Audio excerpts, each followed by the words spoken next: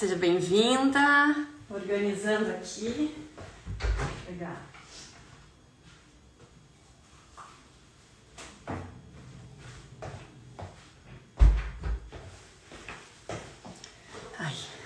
Sejam bem-vindos para nossa live, para a gente falar um pouquinho sobre o que está acontecendo.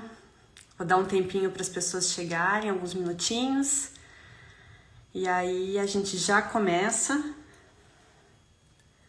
Deixa eu tomar um cafezinho aqui para acordar bem.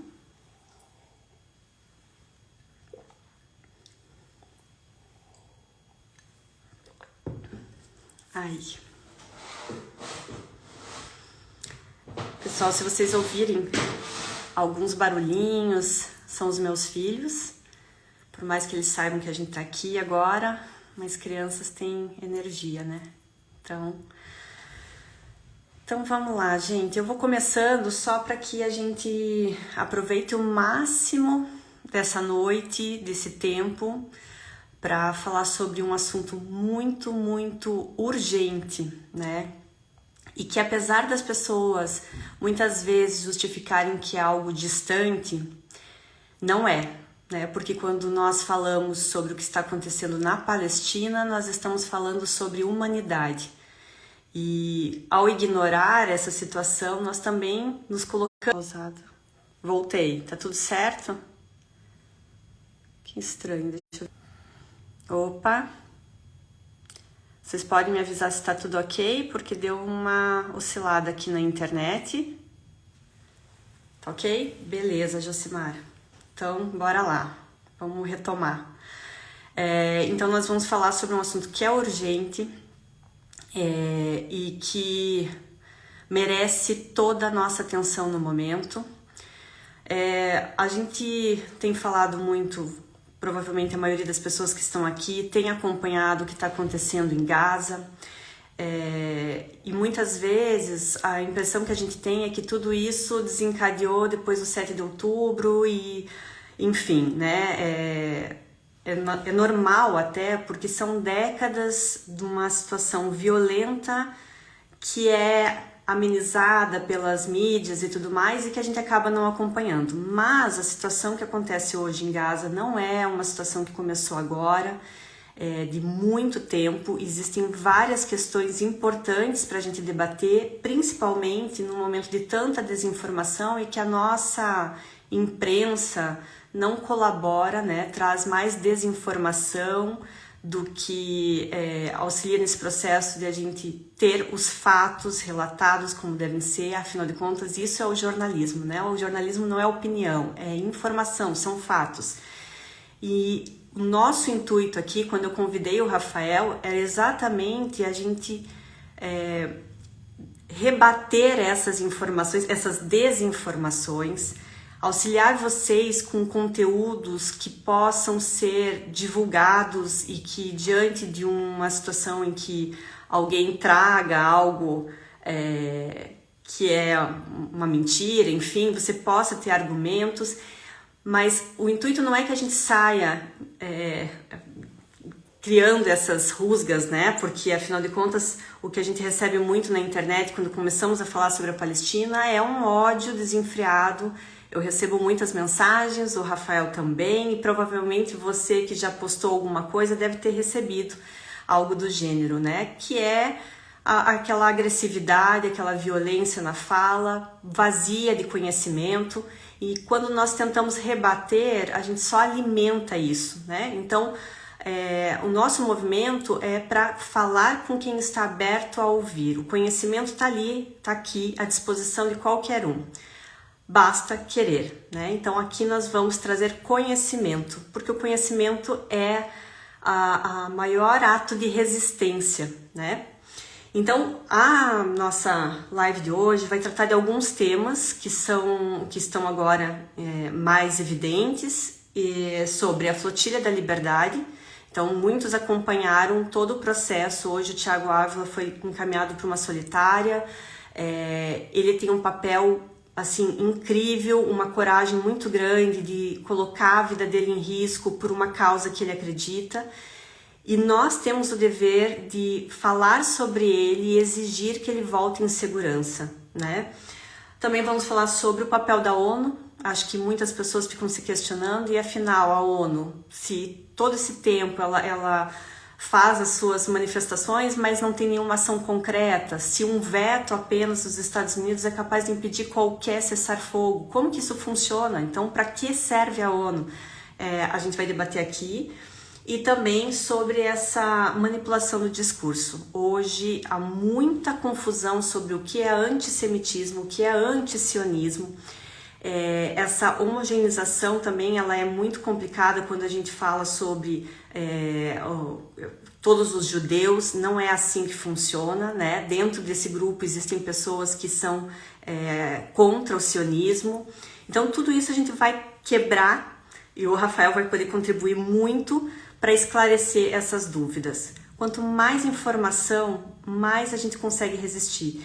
E eu acho que uma das coisas fundamentais é que todo esse ato, principalmente com a flotilha tomando uma proporção tão grande, ela trouxe algo que nenhum exército é capaz de quebrar, de derrubar, que é a solidariedade. Então, essa força nós temos e a gente precisa se unir cada vez mais e não podemos parar de falar. Bom, para começar, eu vou contar só um episódiozinho que aconteceu comigo. Eu fui para Israel em 2008 e para a Cisjordânia.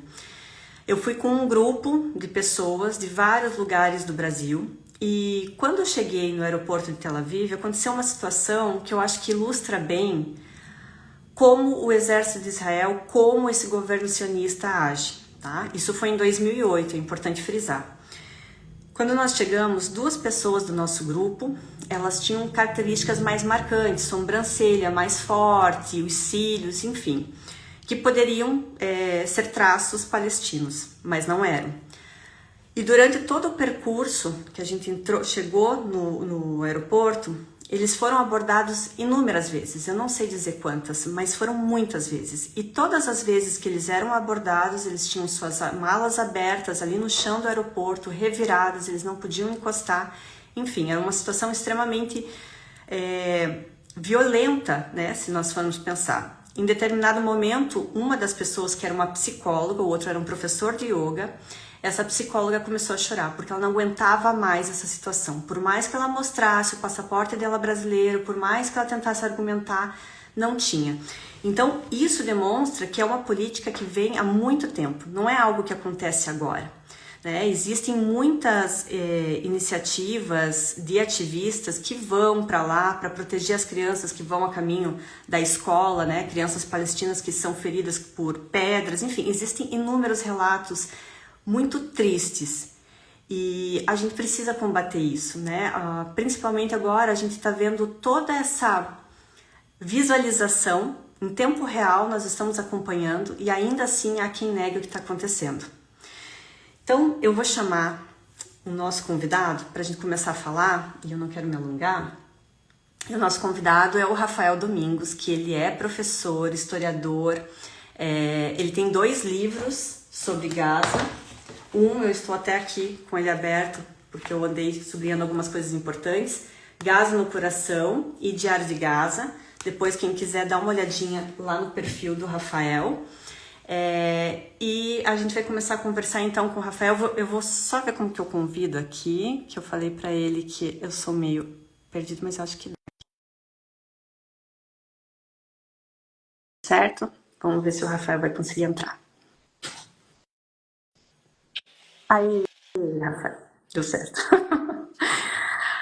Rafael, seja bem-vindo. Obrigada por aceitar mais uma vez o meu convite para a gente falar desses temas. E devido a tudo que a gente acompanhou agora nos últimos dias, eu acho que muitas pessoas estavam ali 24 horas, né, abrindo a internet ou em algum canal de WhatsApp, enfim, para acompanhar a Flotilha da Liberdade. E infelizmente a gente viu, né, um ato extremamente violento do Exército de Israel, né, que sequestrou literalmente os nossos ativistas, e agora nós temos o Thiago agora numa solitária e sem saber o que vai acontecer.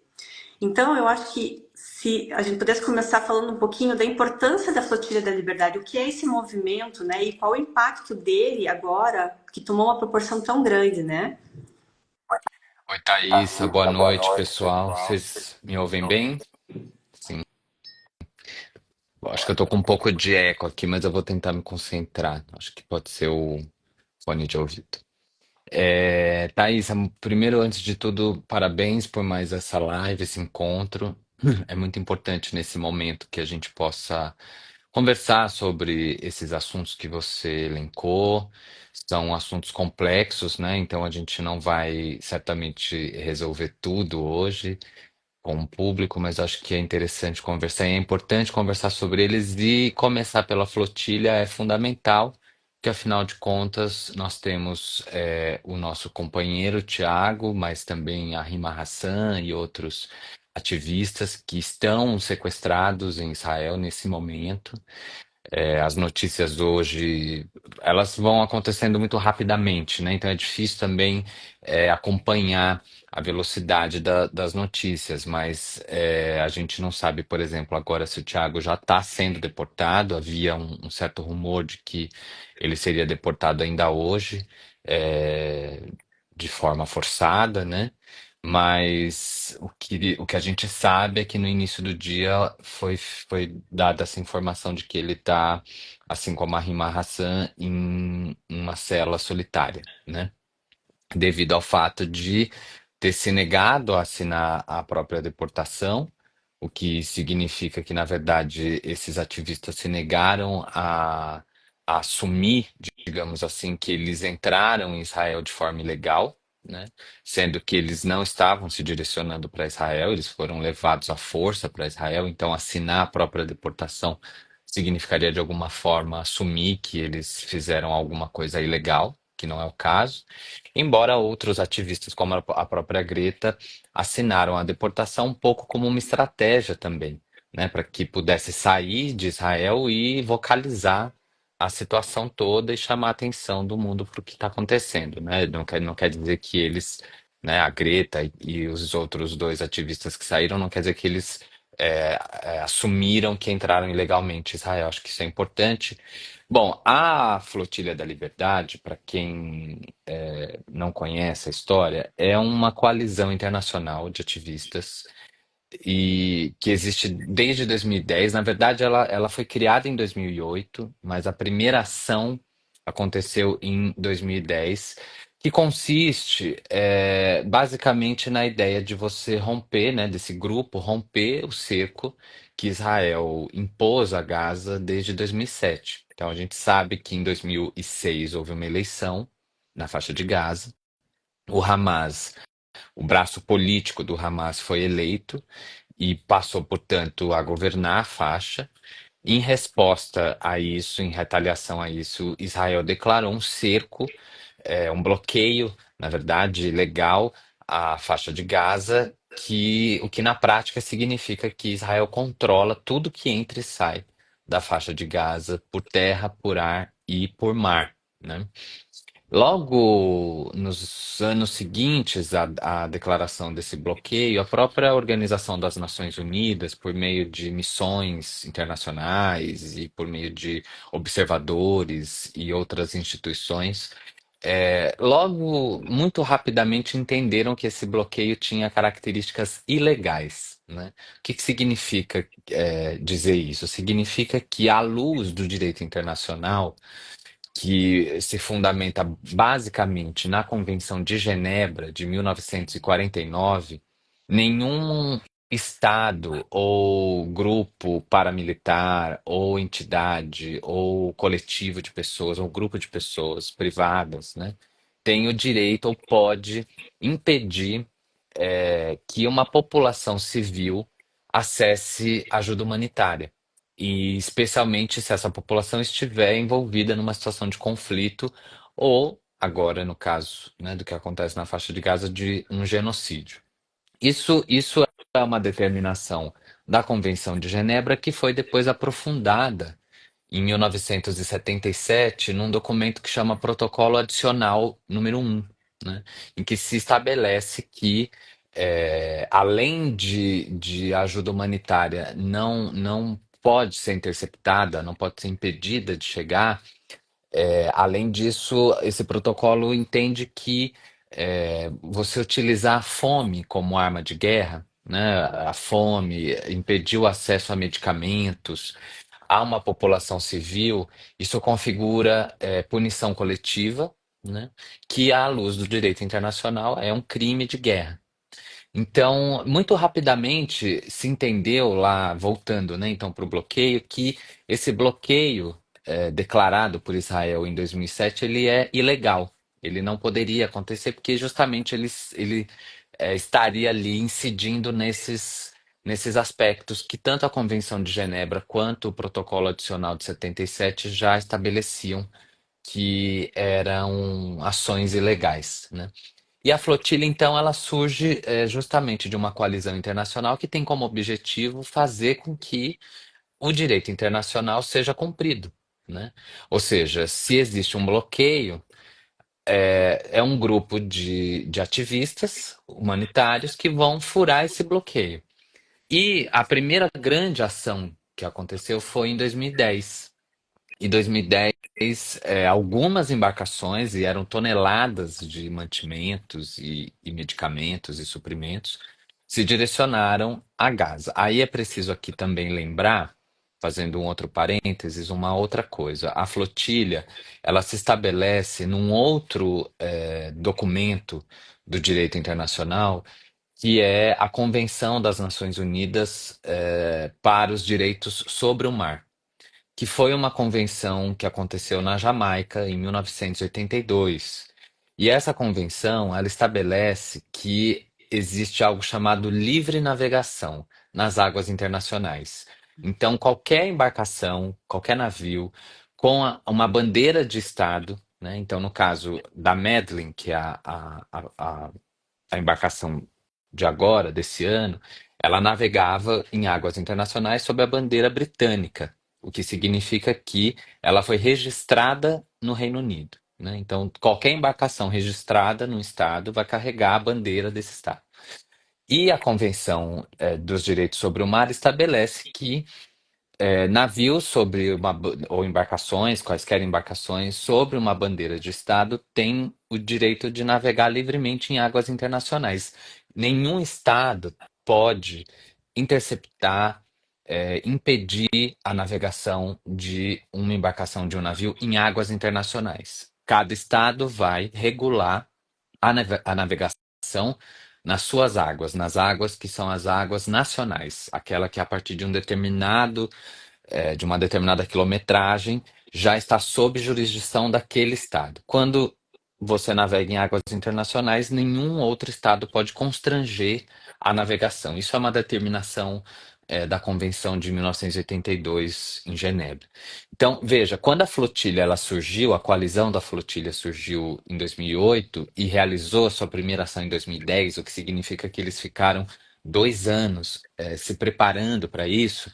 Isso significa que é uma coalizão, é uma ação que está amparada no direito internacional.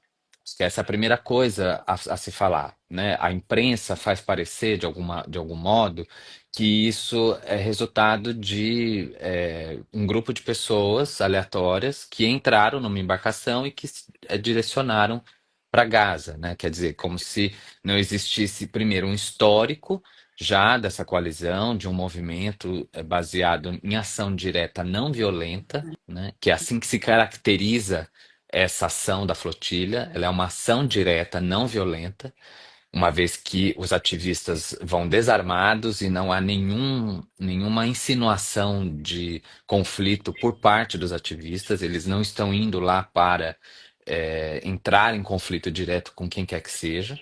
Eles estão indo levar alimentos, mantimentos, suprimentos médicos, né, para uma população civil que está desassistida em função de um bloqueio que é ilegal.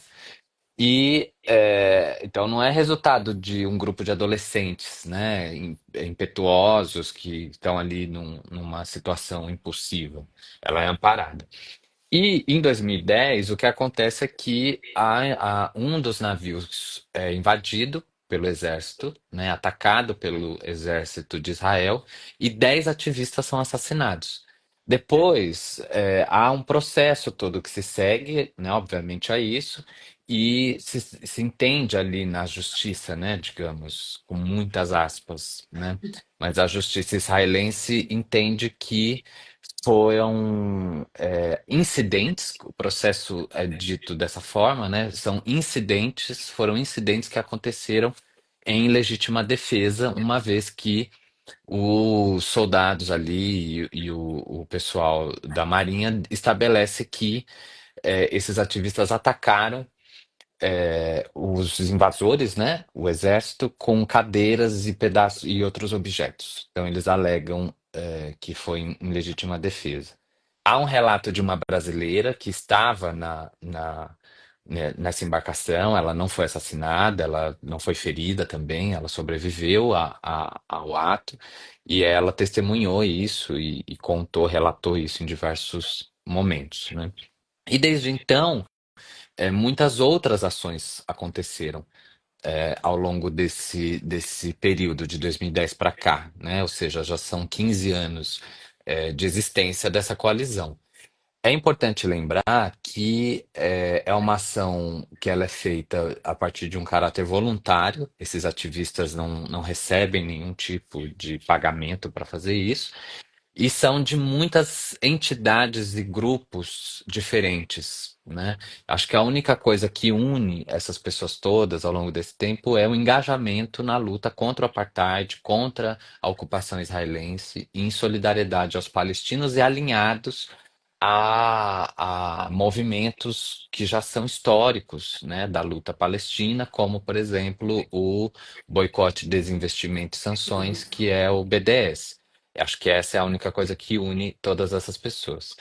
E também é importante lembrar que o Tiago Ávila, que é o nosso companheiro brasileiro que compõe a Flotilha da Liberdade, ele tem uma longuíssima história de atuação no movimento pró-Palestina, né? Aqui no Brasil, ele é ligado a diferentes grupos, de apoio e solidariedade à Palestina. Ele tem um histórico de mais de 20 anos de atuação política nesse tema, né? E em outros recortes políticos. Então, ele também não é uma pessoa desavisada, uma pessoa Uhum. que tomou, né, essa iniciativa num dado momento. Ele tem uma longuíssima experiência, é uma das principais referências no Brasil sobre esse assunto. E ele foi muito ciente, assim como todos os outros ativistas que compunham a Medellín, dos riscos, né? E de riscos que não são só alusivos, eles são muito concretos, porque há 2 meses atrás, uma outra embarcação da Flotilha da Liberdade, o Conscience, né? Que em português é Consciência o nome, foi atacado por drones israelenses. Quer dizer, Israel não assumiu o ataque oficialmente, mas né, se sabe pelo histórico que foi Israel, e 2 drones que atacaram a embarcação em alto mar, né? Aí um crime cometendo, então, à luz do direito internacional, um crime de guerra. E foram, como a gente viu, então, sequestrados, né, no dia 8 de junho, já numa nova missão, né, da Medellín, depois desse ataque, foram então sequestrados ali, chegando quase a 100 milhas de Gaza, né? E a gente acompanhou isso basicamente em tempo real, porque a missão foi muito bem estruturada, foi uma missão muito bem organizada, desde de o princípio, né, a comunicação da missão, a forma como as pessoas estavam interagindo à distância com a missão, os protocolos de segurança que foram adotados ao longo de toda a missão, foram muitos meses de preparação, né, para esse momento.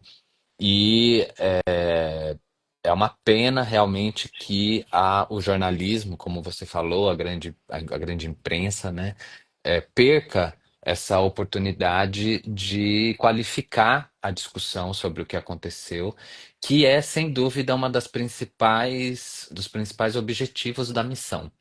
Não Uhum. dá para dizer que o desejo da coalizão não é simplesmente só o que já seria uma grande coisa, né? Alimentar os palestinos que estão em Gaza, porque de fato havia uma quantidade que não seria nem uma gota no oceano, né? Sim.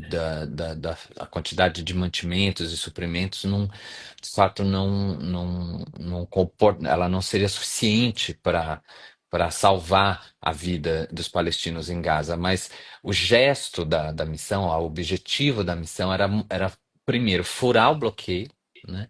E ao furar o bloqueio, mostrar para o mundo que algo que a gente sabe que é necessário é também possível, né? Uhum.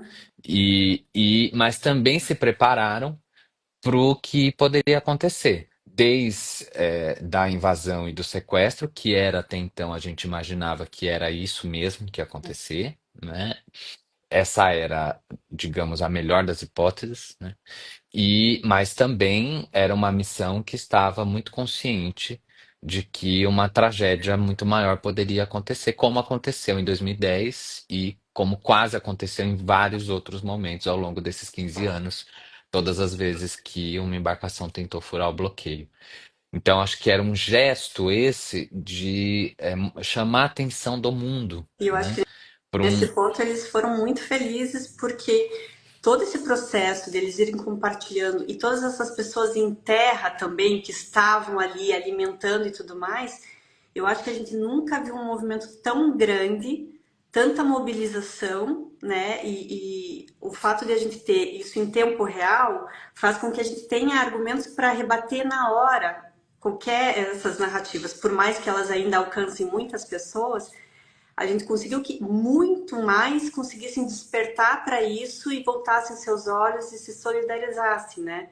Eu acho que uma sem das coisas que dúvida. eu vi no livro, não me lembro agora qual autor falou, a solidariedade ela é inquebrantável. Então, quer dizer, esse movimento você não consegue nem com as armas mais poderosas, né? O que a gente não pode é deixar que toda essa trajetória da flotilha e todo esse olhar se perca agora, né? A gente tem que continuar.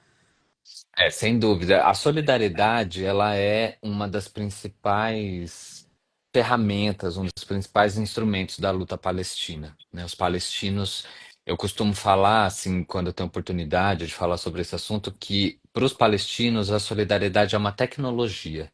Ela foi se desenvolvendo ao longo desses quase 80 anos de ocupação ilegal do território palestino como uma das únicas ferramentas de fato com que os palestinos podem contar, né? Porque as promessas, digamos assim, né, da ONU, todas as promessas, todos os acordos de paz, as possibilidades de resolver, né, o problema do martírio palestino foram frustradas. Então, a única coisa de fato que os palestinos têm é a solidariedade internacional. E eles atuam muito nisso. Os palestinos, eles é uma tecnologia que eles exportam, digamos assim, né? Porque os diferentes grupos e movimentos palestinos, eles têm uma perspectiva muito sofisticada do que é um movimento social, do que é um movimento popular, de como chamar a atenção do mundo, de como se comunicar com o mundo, né? Então, quando a gente pensa nos grandes nomes, né, palestinos, assim, a gente pensa no Mahmoud Darwish, quando a gente pensa no Yasser Arafat, que são pessoas muito diferentes, né? Dei dois exemplos aqui de pessoas muito diferentes, mas os dois, por exemplo, só nesses dois nomes, se a gente quiser falar, são dois nomes que tiveram, né, ao longo da vida um poder de comunicação impressionante, né, e de criar pontes, de criar laços, de criar conexões com diferentes outros povos, né, por meio da literatura, do discurso político, da articulação, porque sabem que a solidariedade então o gesto da flotilha ela não é um fenômeno pessoas, digamos, aquela coisa white savior, né? Uhum. Os ocidentais que querem salvar os palestinos, né? Não, a flotilha, assim como vários outros movimentos que existem pelo mundo, são consequência do chamado palestino. São os palestinos que nos chamam, os palestinos nos convocam. Essa convocação, ela é muito evidente na fala palestina, né, na posição que os palestinos adotam em todos os lugares que eles ocupam, desde os espaços mais cotidianos e triviais da vida social e cultural até os cargos políticos, os espaços de grande impacto. Você sempre vai ouvir a voz palestina convocando e chamando o mundo, né, em solidariedade. Tem um colega aqui que lembrou do comboio É, sim. Sumud, que é justamente mais um desses resultados, né, dessa convocatória, e que é muito bonito. Eu fico até emocionado de ver as imagens assim, porque é um comboio que ele está basicamente articulado com o norte da África, né? Uhum. Tem pessoas do mundo inteiro, são há alguns dias atrás eram mais de 30 nacionalidades, agora acho que já são mais de 50 nacionalidades, mas o espaço, digamos, né, onde isso tudo aconteceu e está acontecendo, é a articulação de milhares de pessoas do norte da África, né? O que mostra que é um território, o norte da África, que também tem uma história muito particular de resistência, de uma posição anticolonial, um acúmulo, um repertório anticolonial muito importante, assim como a África do Sul. Por isso que faz todo sentido justamente que o processo na Corte Penal Internacional contra Israel e os seus líderes tenha vindo justamente de uma ação movida pela África do Sul. Então, eu acho que essa é a expressão da solidariedade. A flotilha faz parte dessa história. Os palestinos conseguem criar pontes e nós que estamos aí espalhados pelo mundo, a gente olha para a Palestina e entende que aquilo nos toca não só porque diz respeito ao outro, né? A eles palestinos. Mas aquilo é sobre a nossa história também, é sobre aquilo que a gente reconhece todos os dias aqui no Brasil, a violência policial, a desigualdade racial, né? E as diferentes formas de repressão, os valores de privilégio que estão estabelecidos na nossa sociedade. Então, acho que a flotilha ela expressa tudo isso. E agora a pauta. Thaís, eu acho que o principal nesse momento são três coisas, Uhum. né? É a gente exigir a libertação dos sequestrados da flotilha, e aí eu quero reforçar para todo mundo que está nos ouvindo agora ou que vai nos ouvir depois com o registro da live, é, a gente precisa tomar muito cuidado com o nosso vocabulário, né, nesse momento, porque é um momento de disputa política, é muito importante. Os 12 da flotilha não foram interceptados e detidos, eles foram atacados e sequestrados. É isso que aconteceu. Essas são as palavras que definem o fato, né, que explicam o fato, à luz de tudo aquilo que eu falei no começo, do direito internacional, das convenções, etc, etc. Então, agora, a primeira coisa é exigir a libertação desses sequestrados que ainda estão lá, e eles têm todo o direito de não assinarem a sua deportação, porque eles não fizeram nada ilegal, eles não são criminosos. Então, eles têm todo o direito de serem libertados de Israel sem ter que assinar qualquer papel, né? Porque a condição em que eles estão em Israel é ilegal. Essa condição é ilegal. Acho que esse é um primeiro ponto. Um segundo ponto que a gente tem que exigir aqui mais imediato, indo assim do mais concreto, né? É o rompimento das relações com Israel. Essa é uma pauta da flotilha. A flotilha, ela tem pessoas de diferentes nacionalidades para isso também, para que as populações dos diferentes países façam pressões nos seus países. Então, a gente precisa, cada dia que passa, pressionar mais e mais o governo brasileiro e tensionar o governo brasileiro a romper relações com Israel. É isso que vai criar um mínimo de esperança de que esse regime possa cair. Foi assim que o apartheid na África do Sul chegou ao fim, né? Isso não é Uma uma ideia, pauta, uma ideia sim. teórica, né? Ela é baseada na experiência histórica. Então, quanto mais nações e países romperem relações com Israel, mais condições a gente vai ter de tensionar e emparedar Israel. E essa luta ela é difícil, né? Ela é difícil porque Israel, diferente da África do Sul, Israel tem como principal patrocinador a maior potência imperial do planeta, né, da história. Então é uma luta difícil, mas ela começa com o rompimento. Já que nós somos brasileiros, estamos no Brasil, a nossa luta é aqui, antes de tudo. Então a gente precisa tensionar o governo para romper relações.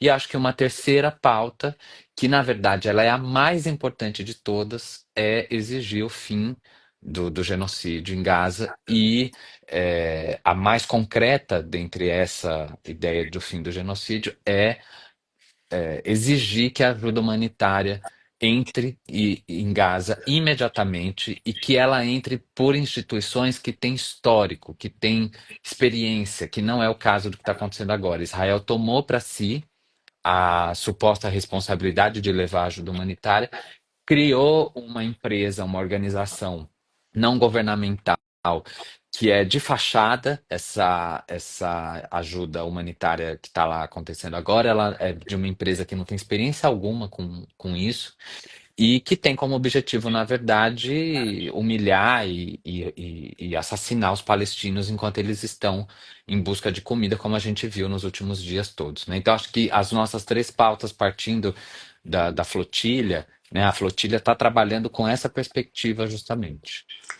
Eu vi ali até algumas pessoas perguntaram, né, de romper relações antes da libertação do Thiago. Eu acho até que vai ser difícil que isso aconteça assim de uma forma tão rápida, né? Acredito que o Uhum. Thiago, se a gente fizer um movimento forte, ele volte antes. Mas a aplicação de sanções também, eu acho que as sanções não teriam o mesmo impacto, né? E não sei nem como seria essa relação. Acho que o rompimento é o único caminho mesmo, né? A pergunta aqui dessa pessoa que tem os cavalos e cães do Ocilar é uma pergunta importante. Se romper relações antes da liberação do Thiago não pode ser perigoso para ele, né? Isso aqui é uma questão para a gente pensar. Eu não sei como que o grupo ali, o núcleo mais próximo, né, do grupo jurídico da flotilha está trabalhando com isso. Exatamente, a gente não sabe os detalhes de como isso está acontecendo, mas a gente sabe que a flotilha, de um modo geral, no Brasil, ela continua trabalhando com a pauta do rompimento de relações com Israel. Agora, existe um fato pode ser prejudicial, certamente, né? Enquanto ele estiver sequestrado em território israelense, qualquer ação, qualquer coisa é perigoso, né? Ele está numa condição, está em greve de fome agora. A gente não sabe se ele já foi deportado, tem isso, como eu falei no início, né? Essa coisa que ainda não foi confirmada. Mas uma coisa eu posso dizer para vocês, eu não sei o quantos meus colegas da flotilha também concordam com isso, mas é, as relações diplomáticas elas não têm efeito algum em Israel. Israel desrespeita o direito internacional todos os dias. 30, 50 vezes por dia, Israel desrespeita o direito internacional. Eles nunca respeitaram o direito internacional. Absolutamente cada passo de Israel ao longo desses quase 80 anos é de desrespeito ao direito internacional. Então, assim, a gente pode fazer uma lista gigantesca de acordos, de tratados, de orientações, de observadores internacionais. Assim, Israel nunca esteve. Veja, há algumas semanas atrás, o exército israelense abriu fogo, com um comboio de diplomatas, né? Uhum, Que estavam visitando a Cisjordânia, estavam numa visita na Cisjordânia, mudaram a rota, o que até então né, é um direito, né, são internacionais, eles são observadores, inclusive, são diplomatas, então eles, em tese, poderiam mudar o roteiro se eles quisessem, né? Mas parece que foi um problema ali no trajeto, no percurso, e simplesmente o exército começou a atirar para o alto para assustar as pessoas desse comboio. Então, uma atitude que não há precedente. Você, num exército de um país, abrir fogo contra um comboio de diplomata, isso não tem precedente, né? Assim, eu posso dizer para vocês como historiador que eu mesmo não me lembro de ter lido nunca algo que fosse depois da criação do sistema das Nações Unidas, desde a Liga das Nações, no final da Primeira Guerra Mundial, eu não me recordo de uma situação tão é, absolutamente desrespeitosa nesse nível do direito internacional. Então, é perigoso romper relações, mas é preciso lembrar que Israel, mesmo existindo relações diplomáticas ainda vigentes entre o Brasil e Israel, não há nenhuma segurança de que essas relações possam redundar em uma maior segurança ao Tiago, né? E tem uma outra pergunta aqui, que é se aplicar sanções a Israel também é uma forma viável. É absolutamente viável, né? Eu recomendo a todo mundo que não conhece, que conheça o movimento Boicote, Desinvestimento e Sanções, a BDS, é um movimento internacional que foi criado no contexto do apartheid sul-africano e depois ele passou por toda uma reformulação pensando no contexto palestino. Aliás, eu quero fazer uma recomendação, acho que muito oportuna, que é esse livro que a Thaisa mostrou, que é esse aqui, né, O Gaza no Coração. Vocês conseguem adquirir ele na internet, está nas livrarias, né? Está em todos os lugares. Ele tem um texto do Tiago Ávila, né? Uhum. Eu chamei o Tiago para escrever justamente sobre a experiência dele, que é esse texto aqui, A Não Violência que Ninguém Vê. É um texto fundamental do livro. E nesse texto, Tiago, ele faz justamente um balanço de vários movimentos não violentos, feito, organizados por palestinos ou em solidariedade aos palestinos, e que foram atacados por Israel, foram desrespeitados, né? Quer dizer, para um pouco desfazer aquela ideia de que os palestinos, de que a luta palestina é uma luta baseada na violência, nos ataques diretos, né? A operação do Hamas em 7 de outubro, que se chama Operação Dilúvio em Al-Aqsa, né? Ela é uma operação de ataque direto, né, e violento contra, inclusive, a populações, pessoas civis contra civis, embora a operação seja direcionada a militares, né, e a estruturas militares, mas é isso, não tem como, né? Enfim, a gente sabe, centenas de civis foram mortos e assassinados nessa operação, mas ela está muito longe, essa operação do Hamas, de expressar a luta palestina, né? Na verdade, quando a gente coloca no papel, quando a gente elenca, né, a maior parte das experiências de resistência dos palestinos se deu no âmbito das ações de não violência. E é isso que o Tiago faz nesse capítulo. Ele recupera várias dessas ações de não violência e, na verdade, mostra que para Israel, na verdade, não significa nada ser não violento, né? Eles respondem de forma violenta.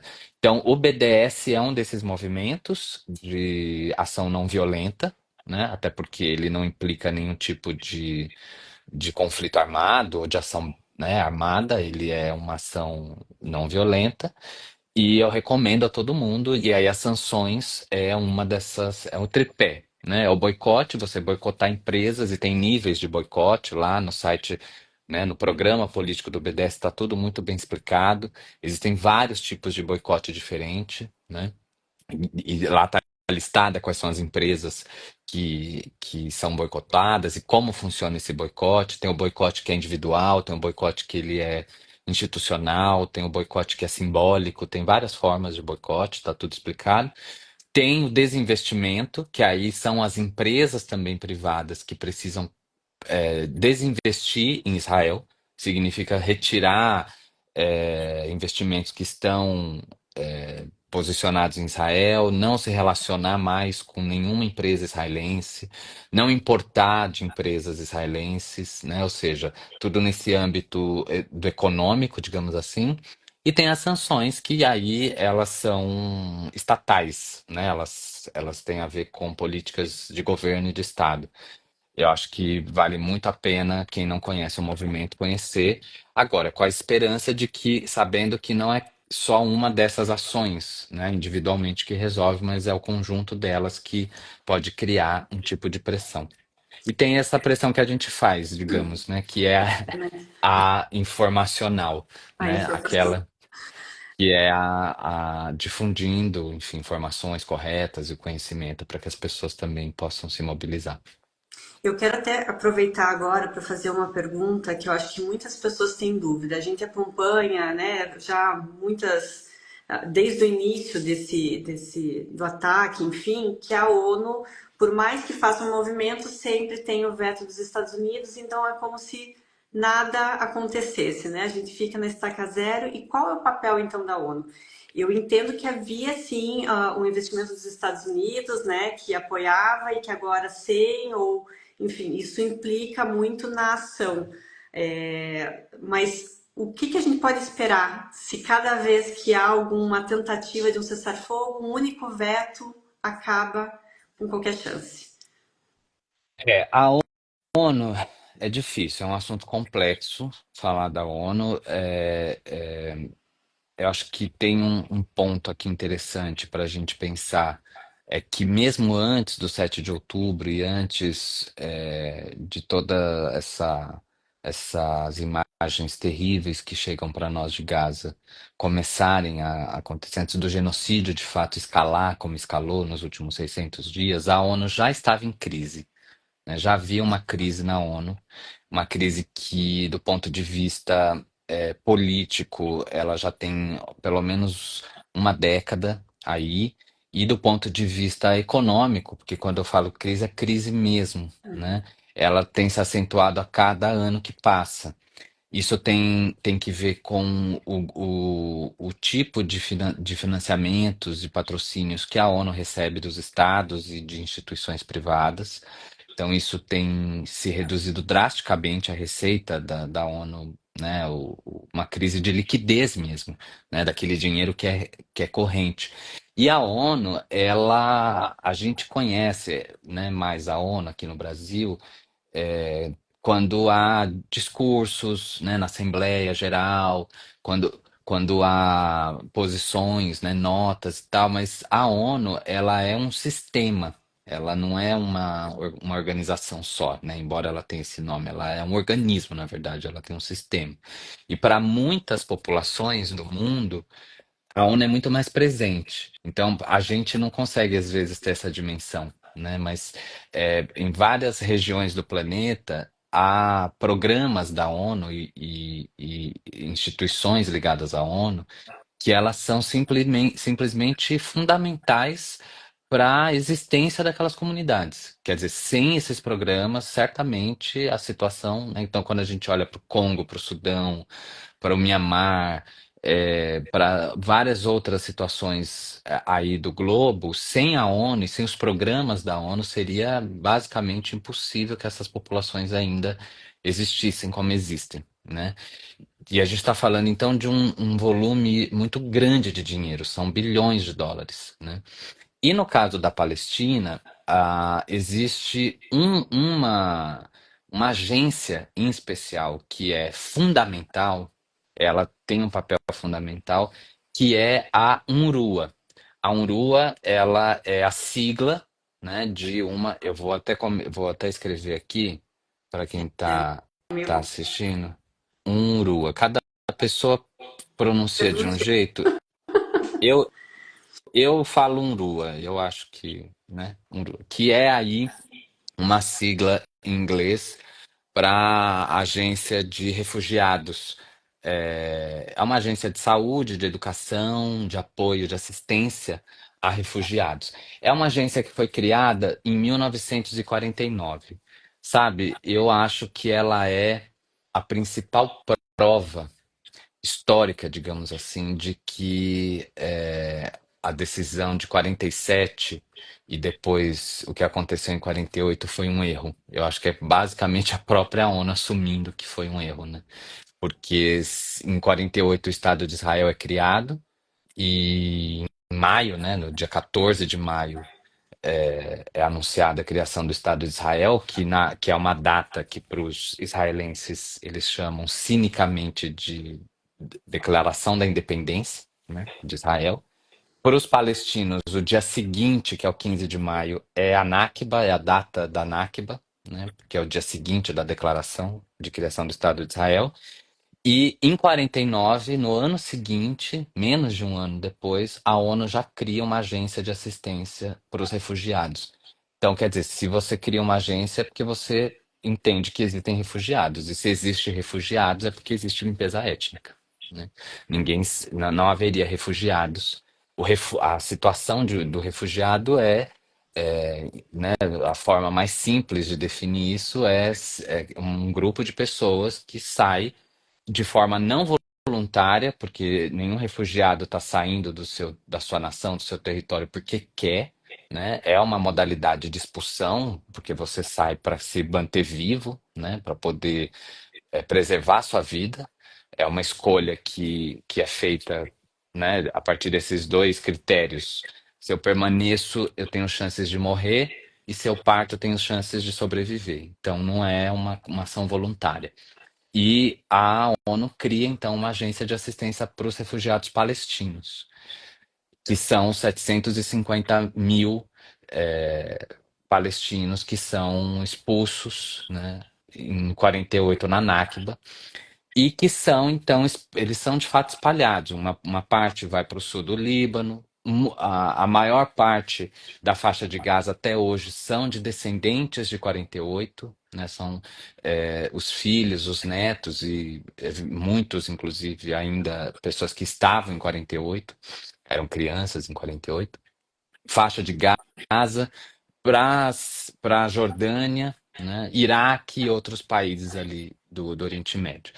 E aí a agência Sunrua ela foi estabelecendo então as suas instituições ligadas à agência nesses territórios, basicamente campos de refugiados e deslocados, né?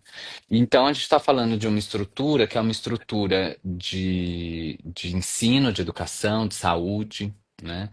E ligada a outras instituições, como os Médicos Sem Fronteiras, a Cruz Vermelha e tantas outras entidades, é o que permite que essa população tenha acesso básico à água, alimento, à saúde, à educação, né? Quer dizer, ela é um espelho da tragédia palestina. O que aconteceu já depois do 7 de outubro? Israel iniciou uma verdadeira guerra contra a UNRWA, né? Uma guerra de reputação, uma guerra de reputação que era imputar à agência da ONU a mentira, né, de que essa agência acolhia militantes do Hamas. E fez isso como Israel faz sempre, né? Com desinformação e arquitetando mentiras, né? E se utilizando de uma posição bastante, digamos, cuidadosa até do Guterres, que é o presidente da Assembleia, né, da ONU, secretário-geral da Organização das Nações Unidas, que sempre teve uma postura isso é um outro tópico, né? A gente discutir de como a ONU se comportou ao longo do tempo em relação aos palestinos. Mas o secretariado do Guterres tem uma postura no contexto ONU muito interessante, porque ele reconhece a historicidade da tragédia palestina. Né? Então, uma das falas que ele fez, que foi talvez um disparador para esse ataque de Israel à agência da ONU, é ele dizer que o ataque de 7 de outubro não aconteceu no vácuo. Então, ele não está com isso justificando o ataque do Hamas, a operação do Hamas, né? Que eu acho que ela e aí também é um outro tópico, né? Mas a operação do Hamas, ela é muito importante também de ser compreendida. Aliás, eu li recentemente um livro. Pode indicar livros na sua live, Thaís? Claro, por favor, a gente gosta. Conhecimento sempre é Não, bem-vindo. não é público, tá? Mas é importante. Esse livro da Autonomia Literária é uma editora independente que publica títulos fundamentais da luta política brasileira, né? E publicou este livro aqui, que se chama Entendendo o Hamas, né? E por que isso é importante? O que eu posso falar, o que eu preciso falar sobre esse livro, né? O livro se chama Entendendo o Hamas, gente, né? Não é um livro em apoio ao Hamas, não está declarando apoio, não está justificando a operação, né, do Hamas. Aliás, eu acho que tem uma fala do Ilan Pappé, que é um historiador israelense que escreve livros fundamentais, né? Inclusive neste livro que a Thaisa vai mostrar, que é o Brevíssima História do Conflito Israel-Palestina.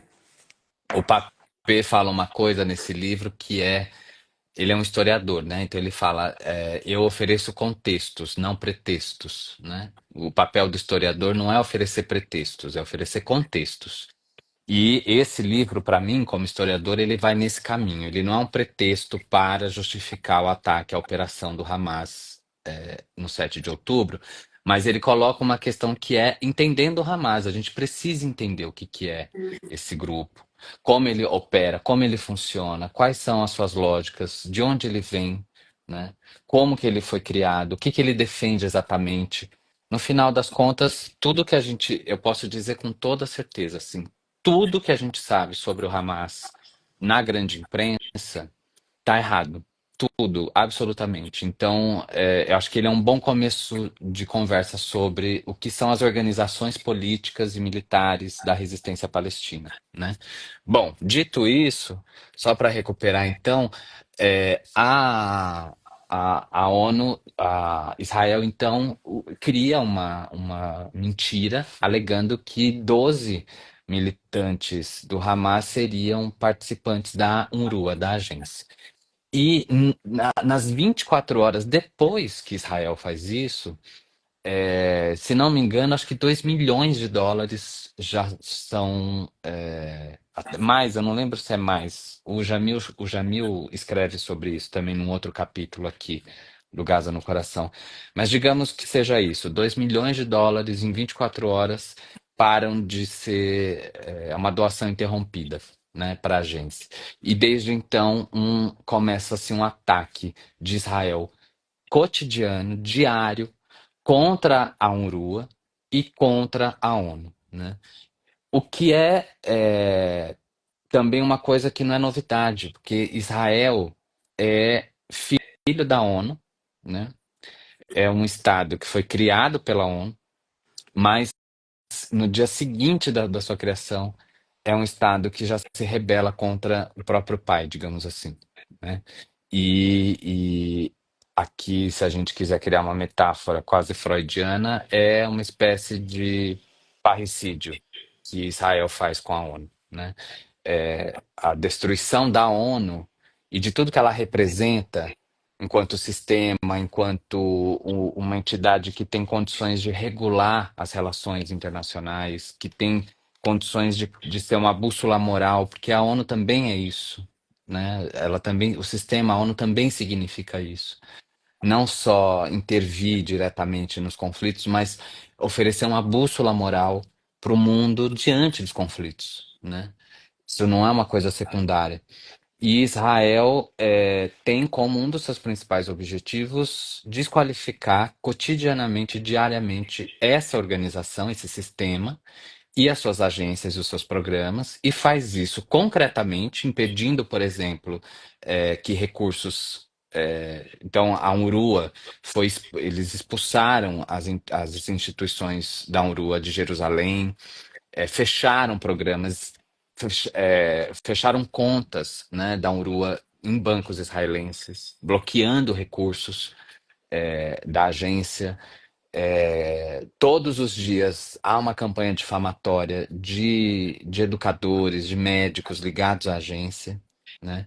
É uma coisa importante, esses programas da ONU e as agências da ONU, elas empregam as populações que estão em situação de conflito, né? Então, as agências que existem nos outros lugares do planeta, elas trabalham numa perspectiva de profissionalização também. Então, na UNRWA, a maior parte dos trabalhadores da agência são palestinos, dos seus territórios, né? Porque isso cria vínculos, isso cria laços com a população e facilita o acesso aos recursos que são oferecidos ali pela entidade. Então, há um ataque constante. Por que que eu dei essa volta toda? Para falar que não é o papel da ONU, de fato, resolver os conflitos. Acho que isso precisa ficar claro. Infelizmente, não existe como uma instituição. E isso seria, de alguma forma, perigoso também, se fosse possível, porque dentro desse sistema existem disputas de poder que são muito complexas, né? Uhum. Então, Estados Unidos, Rússia, tem, por exemplo, né, e China tem um poder quase total dentro dos conselhos da ONU, né? Imagina se a ONU tivesse condições de intervir diretamente em determinados conflitos, se ela representasse nesses momentos os interesses dessas nações que são as que têm o poder majoritário, né? E isso tem a ver com o poder de econômico, com o poder político, são nações nucleares, né, Uhum. com produção de armamento nuclear. Então, o que esperar? Eu não sei. O Jamil Chad, ele parte do princípio de que ele é um pouco mais fatalista, digamos assim. O Jamil é um jornalista que atua na ONU, inclusive, né? O escritório dele na Suíça, se não me engano, em Nova York, eu não lembro onde ele está baseado, é no prédio da ONU.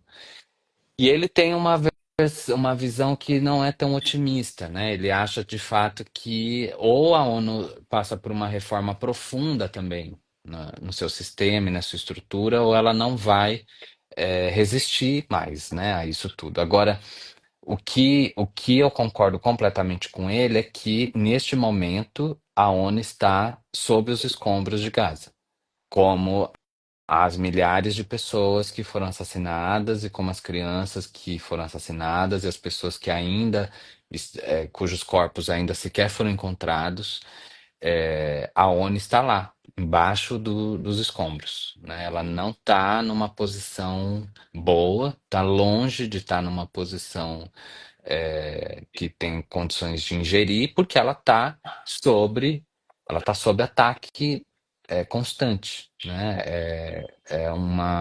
Um processo de queima de reputação mesmo, né? Sim. Então, é o que o Saramago fala. Agora a gente tem que tomar para nós esse papel. Nós, cidadãos comuns, né, precisamos tomar para nós esse papel de mediadores, de fato, e criar as conexões, as articulações que a gente é capaz de fazer. Por isso que ações como a da flotilha São importantes. são importantes, né? No final das contas, ela teve um impacto.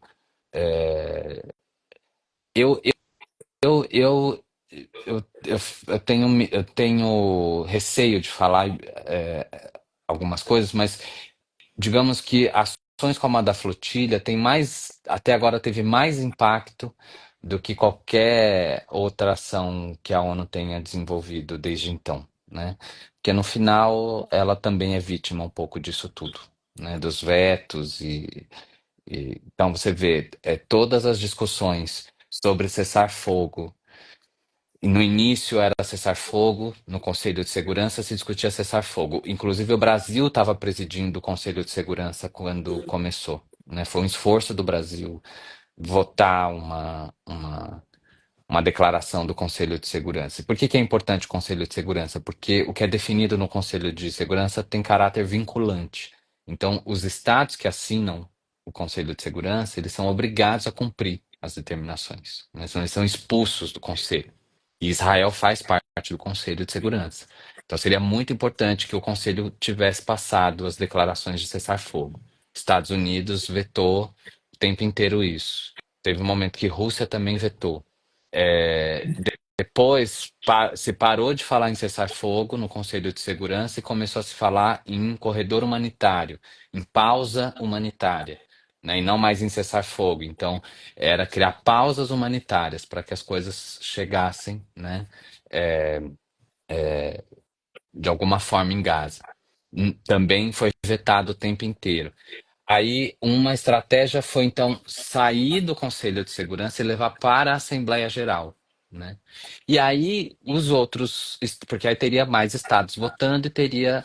E aí passou uma declaração de cessar-fogo, só que ela não tem poder vinculante, né? Então, um texto que é votado na Assembleia Geral ele não é obrigatório que os estados que assinam e que façam parte da organização cumpram aquela determinação, porque o caráter não é vinculante, diferente do Conselho de Segurança.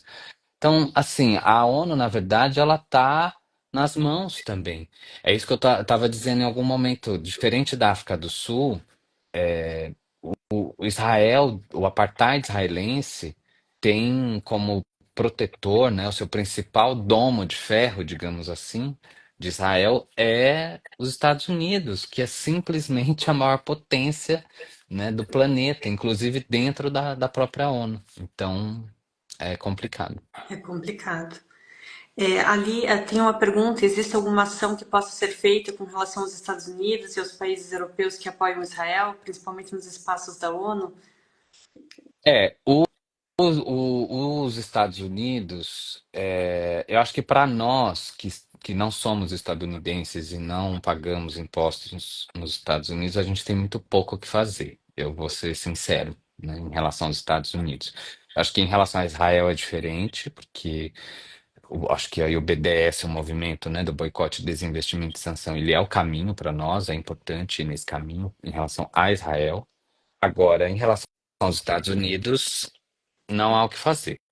Realmente a gente está assim a quilômetros e quilômetros luz de distância, anos e anos luz de distância de qualquer ação que a gente faça que vai impactar na política estadunidense efetivamente. Mas os estadunidenses, sim, eles podem fazer e fazem muito, né? Então, a gente vê lideranças políticas muito importantes nos Estados Unidos, as ocupações das universidades pró-Palestina, né? Dos estudantes pró-Palestina, as declarações, as discussões no poder legislativo estadunidense, que é muito mais complexo do que o nosso, inclusive, né? Porque tem essa ideia dessa ideia dos estados com legislação própria em relação à federação e tal.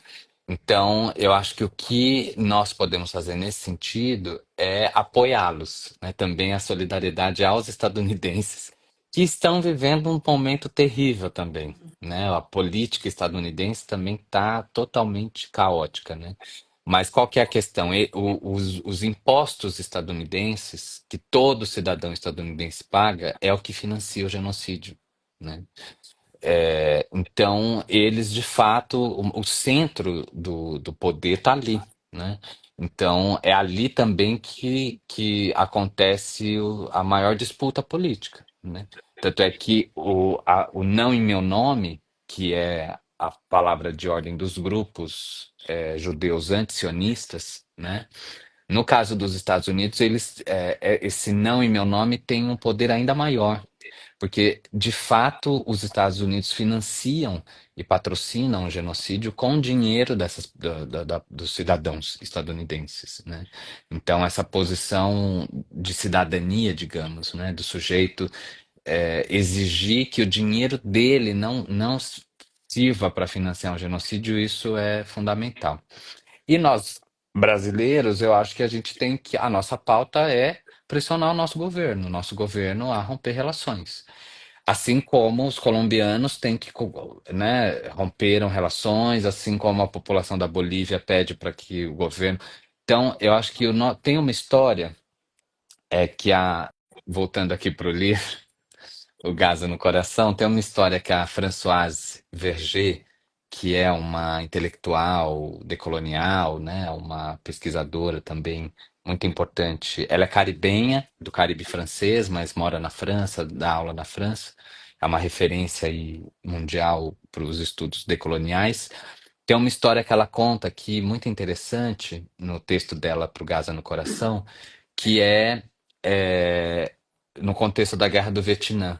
Então ela lembra de uma história que ela ouviu, eu não lembro quem que contou, não sei se foi a Angela Davis que contou para ela, alguma coisa assim, que era uma delegação vai até o Vietnã e pergunta para né, visitar o Vietnã ali no contexto da guerra, do conflito, e perguntam para o Ho Chi Minh o que eles podem fazer, o que nós podemos fazer para ajudar os Vietcongs, para ajudar o Vietnã. E aí o Ho Chi Minh responde para essa pessoa assim: volte para o seu país e faça a sua revolução lá, né? Então, eu acho que o nosso papel, nós brasileiros, é pressionar o nosso governo a romper relações, fazer as ações que os nossos parlamentares têm feito agora de forma mais incisiva, né? Então, os nossos vereadores, os nossos deputados, os nossos senadores do campo progressista, da esquerda, eles estão todos apresentando projetos de lei para romper, para embargar o financiamento público, usar o dinheiro público para compra de armamentos israelenses, para importação de tecnologias militares israelenses, né? Isso é o que sustenta, de uma certa forma, além do patrocínio estadunidense, uma das coisas que sustenta o apartheid, o genocídio, é o, a exportação das tecnologias militares, né? Para isso, há um outro livro, também da editora Elefante, que é esse aqui, O Laboratório Palestina, Ah, né? Do Anthony Lowenstein, que é como Israel exporta tecnologia de ocupação para o mundo. Então, quando a gente quer entender uma situação como a que aconteceu há alguns dias no Morro Santo Amaro, no Rio de Janeiro, em que a polícia invade uma festa junina, essa invasão supostamente é feita para deter criminosos que estão agindo ali, né? E essa invasão culmina com o assassinato de um jovem e 5 pessoas feridas numa festa junina na periferia, numa favela do Rio de Janeiro. Para entender isso, para entender como essa operação funciona e qual lógica que está operando ali, a gente precisa entender a história da importação de tecnologias militares israelenses. Por quê? O Brasil tem um longo histórico de treinamento militar com Israel, de compra de tecnologias militares, de drones, de blindados, de gás lacrimogênio, de inteligência artificial, que são tudo isso produzido em Israel para exterminar os palestinos. Israel produz as tecnologias militares e testa essas tecnologias militares contra os palestinos todos os dias, na Cisjordânia, em Gaza, né? E é essa tecnologia que tem esse selo de garantia, que significa que ela funciona, ela é boa, né? É essa tecnologia que está aqui exterminando a população jovem, preta, periférica, brasileira. Então, o nosso genocídio aqui, o genocídio da população negra brasileira, o genocídio dos povos originários, o Brasil é o país que mais mata LGBTs do mundo, né? Então, um dos países que tem os maiores índices de feminicídio, de violência contra as mulheres, essas coisas, elas acontecem, né, com tecnologias e treinamento e um paradigma que é criado para exterminar os palestinos. Então, se a gente consegue trabalhar numa perspectiva de solidariedade mais elaborada, né, que é entender que nós estamos fazendo isso para proteger e salvaguardar a vida palestina, mas também para impedir a reprodução de uma lógica racista, né, de uma lógica necropolítica no Brasil, Isso é já seria um grande passo, assim, isso já seria um grandíssimo passo, né? O Brasil precisa trabalhar numa outra perspectiva, num outro pacto societário, né? Só que não tem como fazer isso. Gente, eu moro aqui em São Paulo. Eu moro na Avenida São João, que é uma das principais avenidas aqui do Centro Histórico de São Paulo, né? Uma região que foi nos últimos já há muito tempo a região central de São Paulo é conhecida, né, no país como uma região perigosa, e não sei o quê. A cada passo que eu dou aqui, eu encontro um totem, tem um totem assim verde de uma empresa chamada Gabriel. Esse totem é, são câmeras que ficam. Então, os condomínios, os prédios, eles contratam esse serviço, essa empresa instala esse totem com câmeras, que vai fazendo uma espécie de. Ela vai guardando ela vai criando uma memória do reconhecimento facial, né? E ela vai ali então trabalhando numa perspectiva quase algorítmica, digamos, né, para identificar comportamentos suspeitos e tal. É uma empresa de segurança que tem esse nome que é um nome de um anjo, né, de um arcanjo, que é o Gabriel. É uma empresa israelense. Ou você vê é, essas empresas também de segurança privada. Tem uma empresa muito famosa de segurança privada aqui em São Paulo, não sei se ela atende em outros lugares, se chama Haganah. Haganah, o símbolo da empresa é uma estrela de Davi. Haganah é o nome de um grupo paramilitar, de uma milícia judaica sionista terrorista que agia matando e assustando, aterrorizando as aldeias palestinas naquele ínterim entre 1947 e 48, no período um pouco anterior à criação do Estado de Israel, justamente para expulsar os palestinos. Então, assim, as conexões da violência contra os palestinos e a violência brasileira, elas são muito profundas, são conexões muito intrínsecas, né? Então, o que nós brasileiros podemos fazer? Pressionar o nosso governo a romper relações econômicas, militares e diplomáticas com Israel. Isso já seria um ótimo passo, né? Até tem tanta coisa para falar, mas realmente não dá para adentrar tudo. Mas por conta até do nosso tempo e com tudo isso que você trouxe, Rafael, acho que já assim conseguiu esclarecer muitas dúvidas que as pessoas carregam, desmentiu muita coisa que é, né, assim alardeada pela nossa imprensa. E eu acho que um ponto também muito importante, porque a gente já viu que Israel utiliza de táticas baixas, tanto para manipular informação, para vender essas notícias, né, que favoreçam eles, para descredibilizar instituições importantes, ativistas também. Mas uma das coisas que eles usam com muita ferocidade, assim, para calar as pessoas, é a questão do antissemitismo e do antisionismo. E por essa dificuldade, muitas vezes, das pessoas entenderem que quando a gente faz esse movimento em relação a Israel, contra esse genocídio e tudo que ele faz já, né, ao longo de mais de 8 décadas, não é contra os judeus, né? Por sinal, existem movimentos de judeus, como você trouxe até nos Estados Unidos, que são contra o sionismo. Então, conseguir diferenciar isso, eu acho que é um ponto muito importante para não cair nessa armadilha e nem mesmo para a gente reproduzir muitas vezes quando a gente quer fazer um movimento positivo, digamos assim, a gente vai e ataca os judeus. Não, a gente não está atacando eles. É importante saber quem é o nosso ponto aqui, né? Contra o que nós estamos batalhando para não generalizar. E, enfim, eu acho que esse é um ponto bem crucial, assim, na questão, até porque eles utilizam muito isso para tentar inibir os nossos movimentos e a gente não pode arrefecer, a gente precisa conhecer para poder continuar, né? Isso é o que a gente chama de instrumentalização do antissemitismo, que é uma coisa que Israel faz desde sempre, né?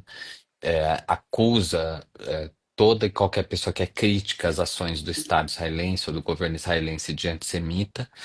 E eu acho que assim, tem várias coisas para dizer sobre isso. eu quero indicar para quem está nos assistindo, acho que um principal núcleo hoje de informação sobre isso, para entender essa discussão do antisionismo e do antissemitismo, é um grupo brasileiro, é um coletivo brasileiro chamado Vozes Judaicas por Libertação. Vozes Judaicas por Libertação. Tem página no Instagram, eles produzem notas e participam de eventos. Escreveram aqui também para o Gaza no Coração. Tem um texto deles no Gaza no Coração e tem o texto do Bruno Oberman, que é um dos integrantes desse coletivo e que é professor de Relações Internacionais na PUC aqui de São Paulo. Eu acho que ali é a fonte mais segura de informação sobre isso que vocês podem encontrar. São judeus antisionistas e eles são, assim, das melhores pessoas que eu conheço na face da Terra, né? Eu fico até emocionado quando eu falo deles, porque eu acho que eles dão uma lição de radicalidade para o mundo que é uma das mais importantes, assim, né? Eles não estão nessa luta, os judeus antisionistas, eles não estão nessa luta de qualquer forma, e eles não estão nessa luta de forma, eles não estão imunes às situações todas que acontecem, né? A maior parte dos judeus antisionistas são pessoas que vêm de um histórico de rompimento com a família, né? De angústias profundas nas relações de amizade, nas relações de vínculos afetivos, né? São pessoas que vêm de um histórico muito doloroso também, de enfrentamento com a sua identidade, porque no final das contas, a judeidade, né, ou seja, o sentimento de pertencer ao grupo, né, que são os judeus, a uma história judaica, a ter o legado judaico, esse sentimento, essa judeidade, esse sentimento de pertencimento, ele foi sequestrado por Israel. O sionismo sequestrou isso. Então, a maior parte da história judaica, digamos, sei lá, 99% do tempo da história judaica, não existiu sionismo. E num dado momento, o sionismo surge como um movimento político baseado em referências nacionalistas, é um movimento do século XIX, né? Portanto, tem a referência do nacionalismo, das teorias raciais, é quando justamente há uma compreensão mais elaborada dos judeus como um povo étnico, né, como um grupo étnico. Isso não estava exatamente estabelecido dessa forma até o século XIX. E é um movimento que, inclusive, surge entre cristãos. O sionismo, ele é um movimento que é minoritário entre os judeus durante uma parte importante do século XIX, né? Ele é um movimento que surge de grupos e pensadores cristãos, né? Protestantes, sobretudo, numa perspectiva que a gente chama de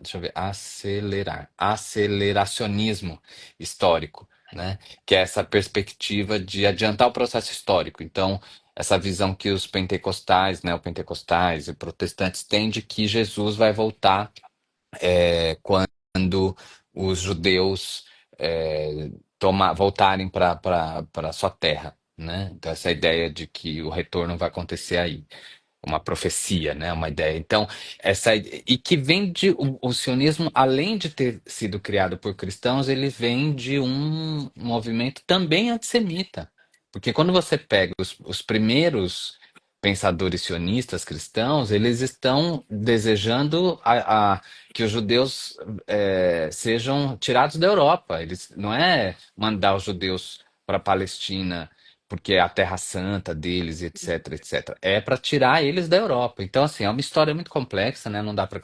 Eu acho que eu recomendo aqui também esse livro do Ilan Pappé, que a Thaisa mostrou agora há pouco, A Brevíssima História do Conflito Israel-Palestina. Mas tudo isso para dizer que esse sentimento de judeidade, o pertencimento à judaicidade, ele foi sequestrado pelo sionismo, que é um movimento recente na história do judaísmo. Ele não é a expressão do judaísmo. O judaísmo é uma coisa e sionismo é outra coisa. O sionismo tem uma história paralela ao judaísmo. Em algum momento isso se encontra, em algum momento ele se torna hegemônico dentro da comunidade judaica internacional. Hoje, segundo alguns estudos, mas isso também é questionável, mas segundo alguns estudos, a maior parte da população judaica do planeta é sionista, né? E aí a gente precisa entender o que que significa isso ao longo da história, né? Como um processo histórico. Há um outro livro também que discute isso, que se chama Caminhos Divergentes. É um livro da Judith Butler que discute justamente essa ideia de como o sionismo se apropriou da judeidade, né, e de como que isso se deu ao longo da história. Mas qual que é a questão aqui mais importante, Thaisa? Existem instituições sionistas no mundo inteiro cujo principal objetivo é justamente confundir o antissemitismo com as práticas antisionistas. O que significa ser antisionista? Significa que você está desejando a expulsão dos judeus que vivem em Israel hoje de lá? Não. Antisionismo não é isso.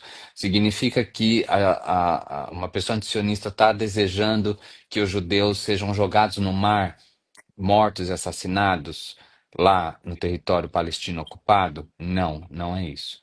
Antisionista é uma pessoa que defende o fim do apartheid israelense, defende o fim da limpeza étnica dos palestinos, defende a criação de um Estado que reconheça a nacionalidade, o direito à terra das pessoas que vivem naquele território. E aí existem várias Opa,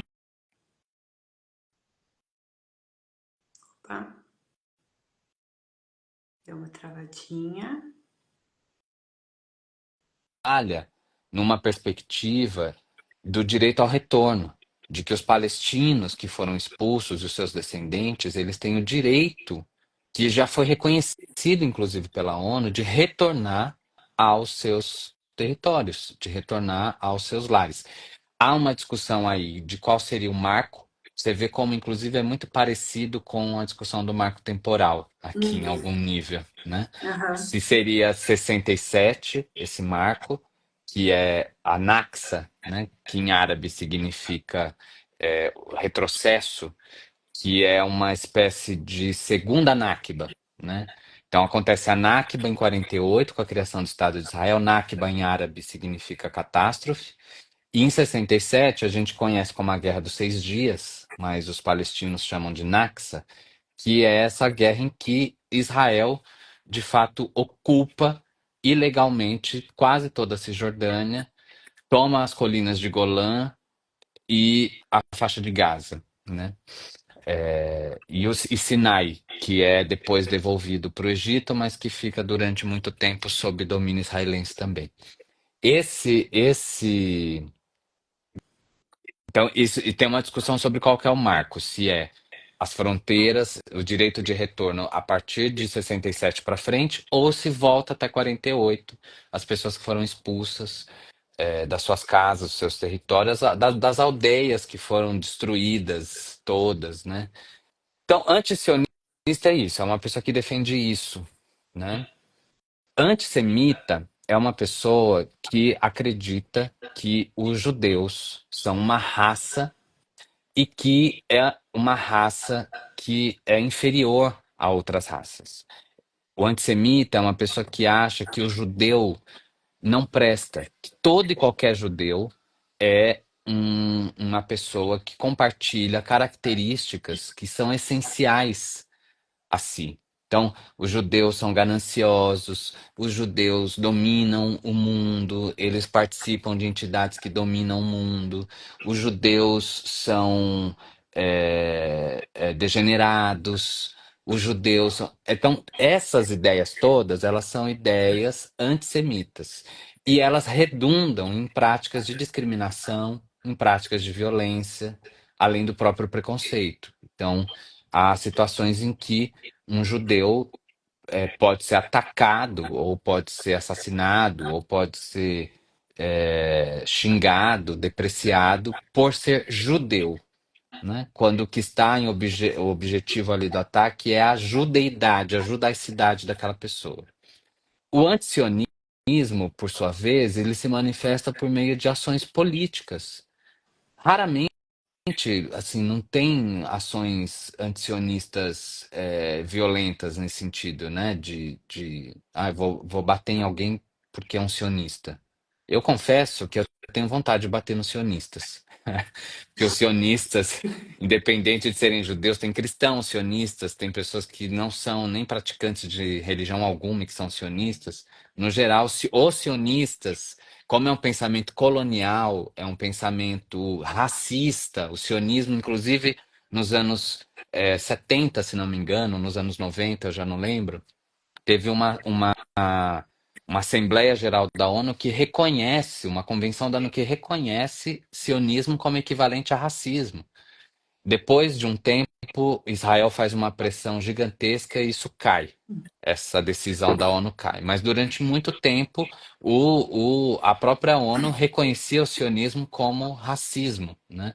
Então, os sionistas são pessoas que são racistas, é uma ideologia racial, nacionalista, étnica, baseada num Estado que é um etno-Estado, né? E como que essas pessoas agem? Elas confundem as duas coisas. Elas querem transformar pessoas que são antisionistas, né, para o leigo, para a pessoa que não conhece, não sabe, chamando essa pessoa de antissemita. Por quê? O antissemitismo, ele é um crime. E tem que ser. O antissemitismo é crime, né? Uma pessoa que é antissemita é uma pessoa criminosa.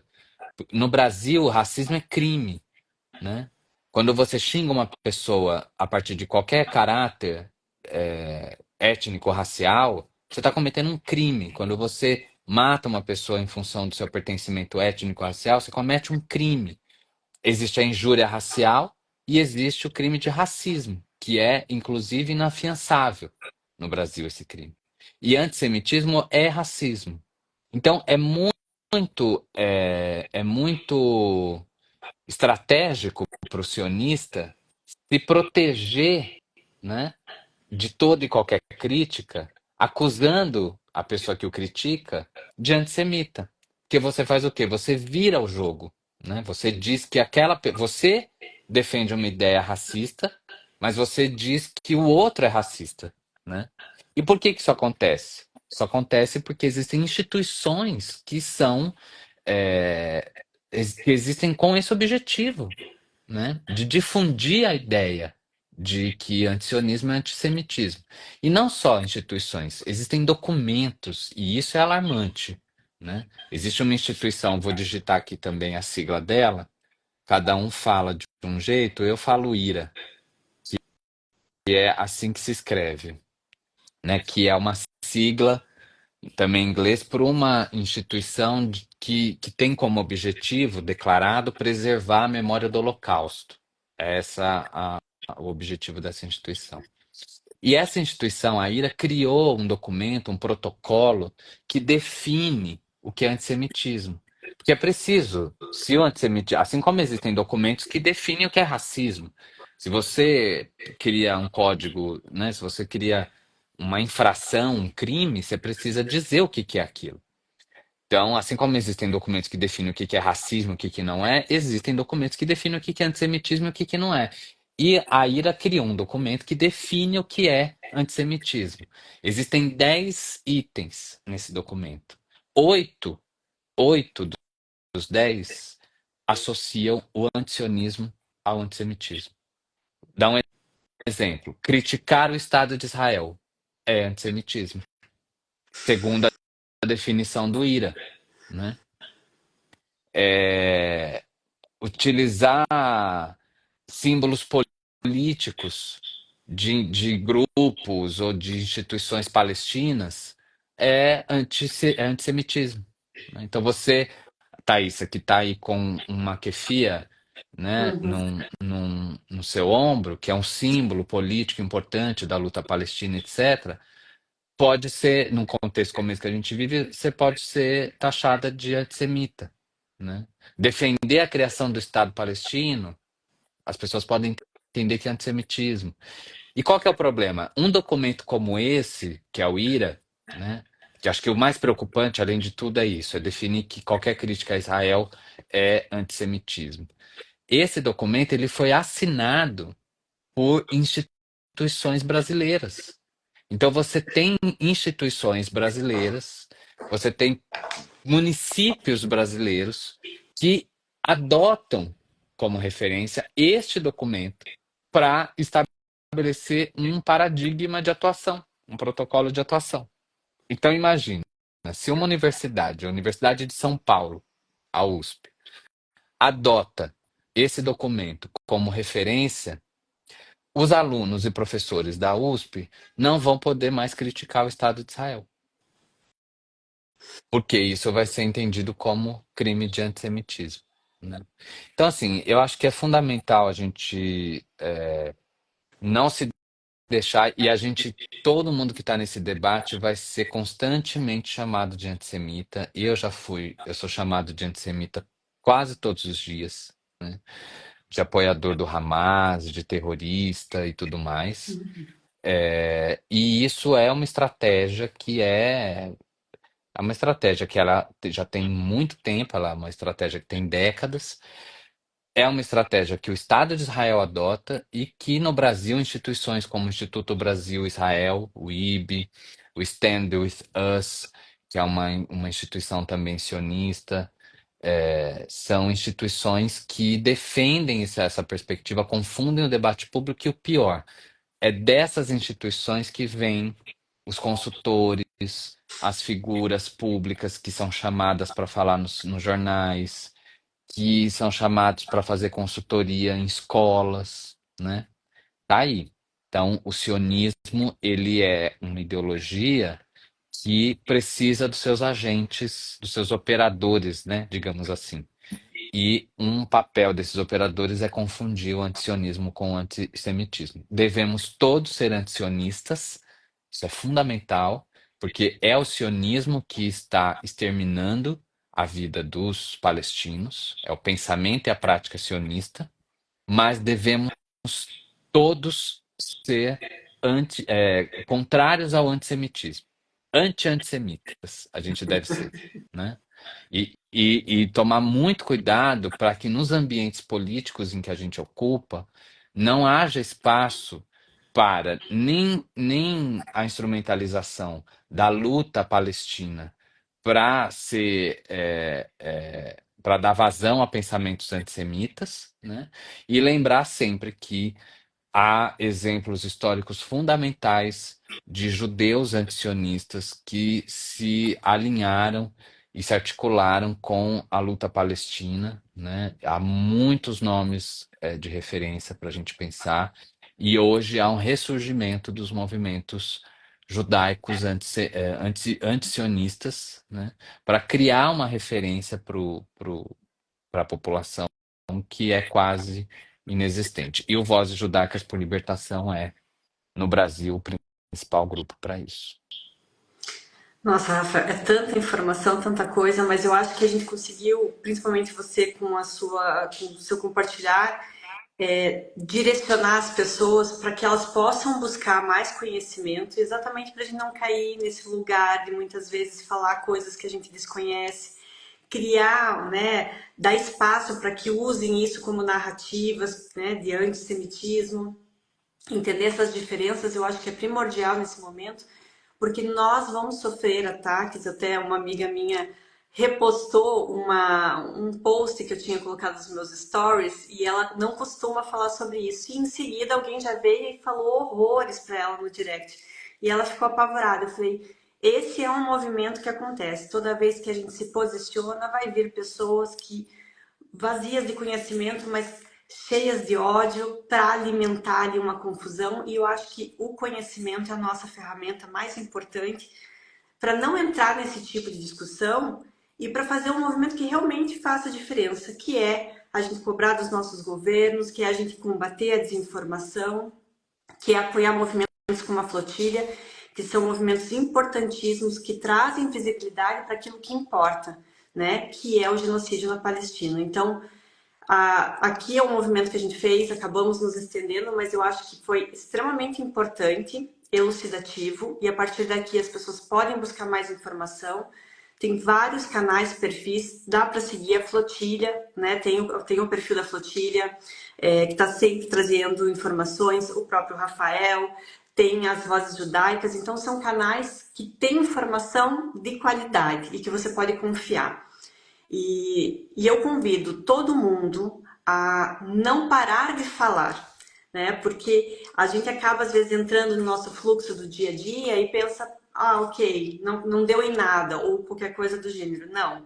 A gente, por esse movimento, por todo mundo tá dando as mãos e falando sobre e enchendo a nossa rede social, apesar do algoritmo fazer de tudo para atrapalhar, nós conseguimos colocar luz sobre a questão palestina e a gente tem que continuar.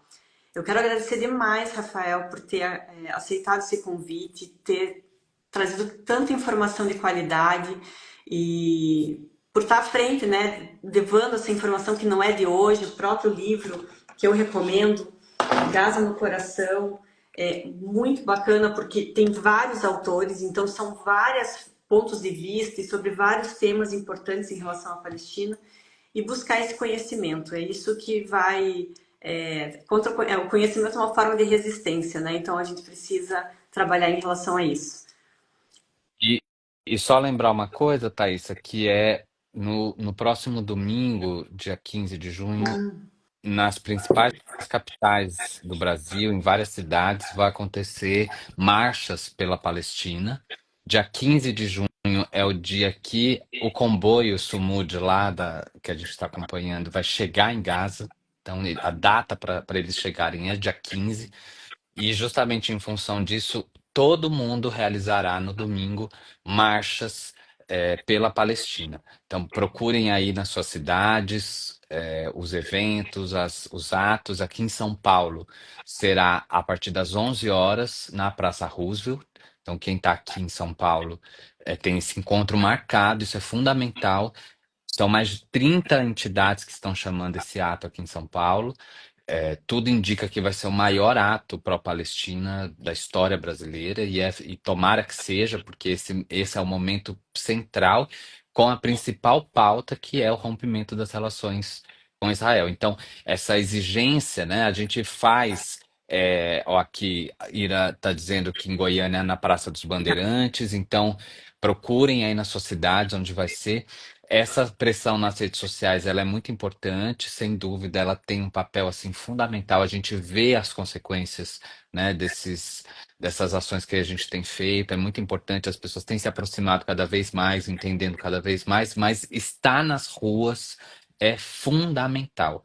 É a pressão popular, é a nossa capacidade de mobilizar e levar as pessoas para as ruas que vai mostrar para o governo que é necessário tomar essa atitude, né? Então é fundamental que vocês estejam. Quem estiver aqui em São Paulo, a gente se encontra lá às 11 horas na Praça Roosevelt. Depois eu vou ver se eu consigo levantar aonde vai ter, em que cidades, para que vocês possam se organizar e chamar mais pessoas, né? Para que a gente possa fazer essa pressão popular que de fato é algo importantíssimo e que é concreto, é algo que a gente consegue pressionar.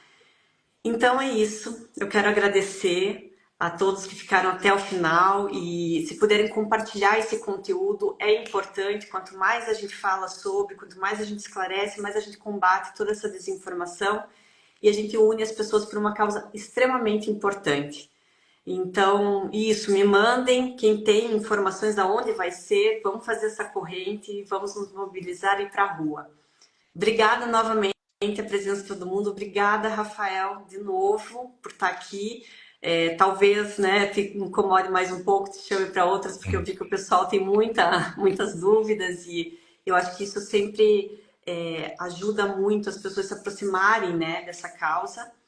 E é isso, eu quero agradecer demais por ter cedido o seu tempo aqui conosco. Thaisa, muito obrigado. Conte sempre comigo. Tamo junto aqui na luta. Então, tá bom. Obrigada, gente. Bom descanso.